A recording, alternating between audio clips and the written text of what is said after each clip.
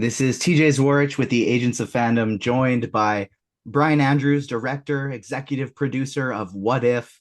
Thank you so much for joining me. Thanks for having me.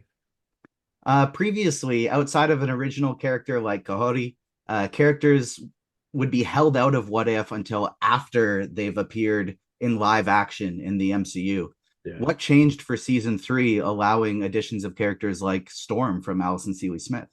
Well, it's funny because at the time I think they knew X-Men 97 was going to be out. So officially that would allow us to do it separate from the live action world.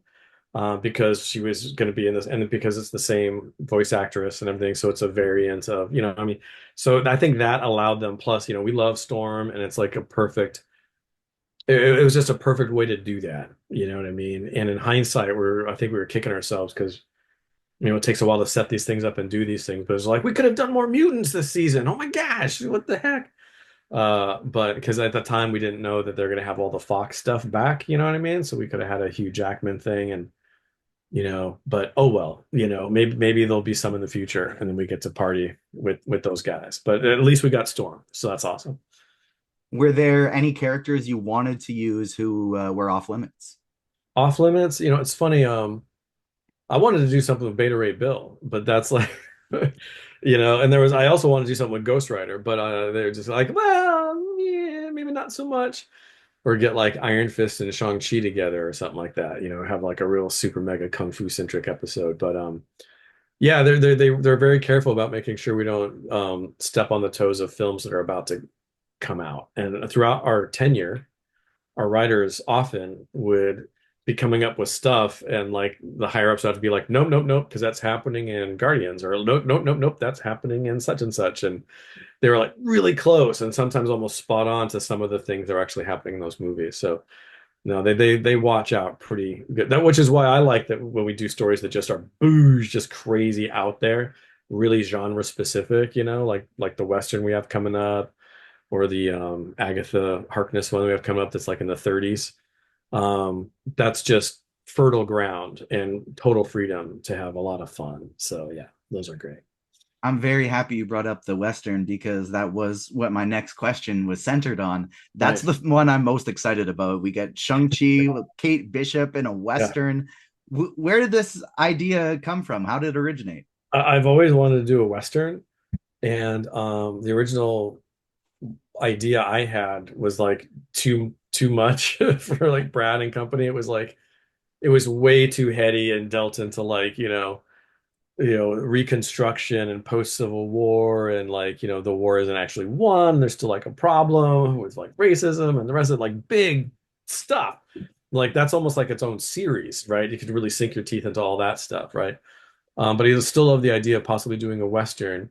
Um, and so we pivoted to we want to do more with Shang-Chi. So as soon as we got Shang-Chi, we're like, okay, and that brought certain things, both historical that we can kind of riff on, and then some other things they had percolating allowed itself to eat into that episode too as fuel. So we're like, great, great, let's use that. So yeah, we were all excited to do something, to finally branch out and get even more genre specific and just lean into the Western aspect of it. Yeah, I'm stoked. It turned out really well. Shang-Chi is one of my favorite newcomers to the MCU, so I'm very Yeah. excited about that. One of my other favorite newcomers is Kahhori, who debuted in season two. Yes. Now season three is going to introduce Natasha Lyonne as Birdie. Yes. Why utilize original characters for What If and not solely the classic ones viewers already know? Well, I think because we have a number of the ones that we know, right? We have a number of episodes. There's a lot that the characters that we know of get to play. And for us creatively, it's fun to throw in like a little extra spice, Here's something that you got. And I think it's good for the audience too, because it's fun seeing a character that go through experiences that you can't even imagine. They're a completely different situation that it would ever be in the movies. It's like, yeah, that's totally rad in its own right. But to have a brand new character pop in as well, ooh, okay, what's this? I think it's just the icing on top, you know what I mean? And we don't go crazy with it. That's why, like, Kahhori was the one main one in season two. Birdie's kind of like another one in this episode or this season. Yeah, I think there's some fun to be had from introducing new stuff. I know creatively, it's for us, it's a little extra fulfilling because we get to take a hand in creating something and breathing it into the Marvel universe. You know what I mean? So it's fun. We see kind of a team up in the trailer with Kahhori and Byrdie and Storm. Was it always part of the plan to bring Kahhori back for season three? I think so. At least for me and Brad, like we were like once we I mean, we love the character a lot, and Ryan Lindell had such an instrumental part in at the time of writing that initial episode and working with indigenous community, the Mohawk, to really First Nations to truly like lock her in, and it was so wonderful working with them and getting their insight and and they love her and they thought we pulled it off. And so it's like we can't just let this be it. That's why we brought her back near the end of the episode, and we're like, okay, well, she's got to make another appearance in season three. And then we figured out, okay, how, and the whys, and it all seems to make sense. But yeah, she's great. We love her. So got to see her again. I got a chance to meet Devery Jacobs at the Echo premiere, Oh, nice. and she's truly awesome in the role. Are there any hopes to bring her back again in some type of future project?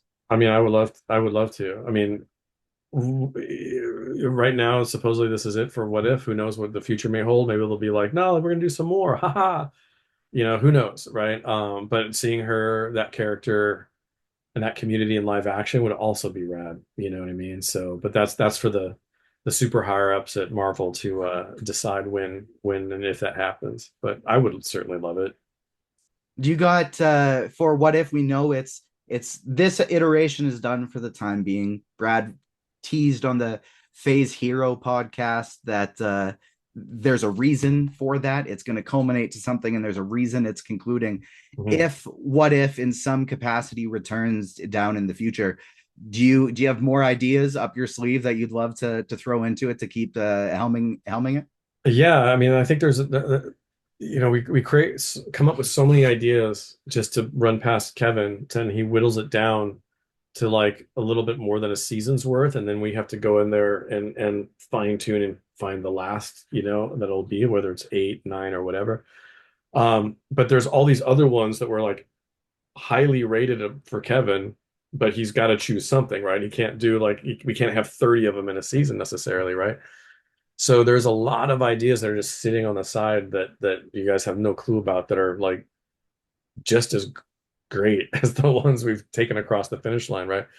Not to mention all the new ones that come to mind just because of all the new movies or new characters that get introduced. So yeah, I'm sitting on like four things right now that I would just kill to do.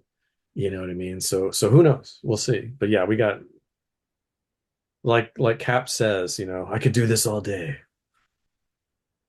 After What If comes to a conclusion, you have Marvel Zombies up Mm. next.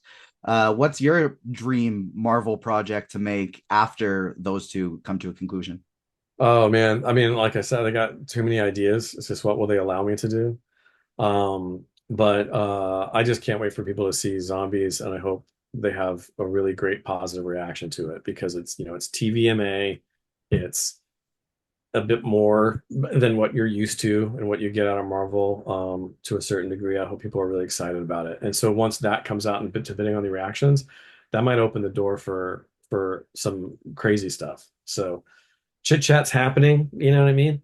So I think it's just testing the waters and seeing how people respond to some of the things that we're about to show.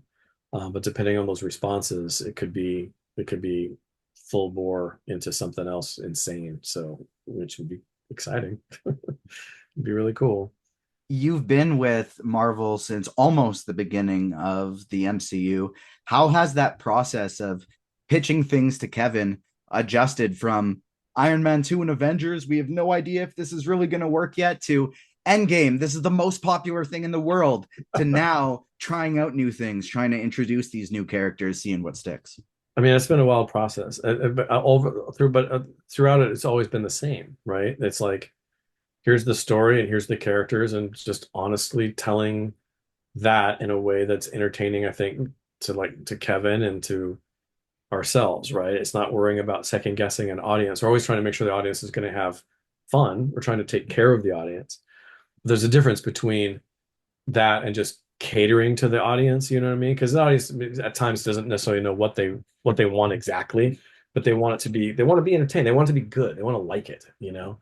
And so do we, because we're fans ourselves. So having this stuff and working with them from the early days, it's always been this same. How do we make this rad? How do we make this compelling? How do we like whatever the needs are in that particular moment in the show, series, movie, whatever it is? What does it need, and how do we do it? And we just attack it with vigor. Elevator pitch for What If season 3 and the brand new character Birdie. Give me one tease, of course, spoiler free for the audience. That she's a riot, and Natasha Lyonne does an incredible job.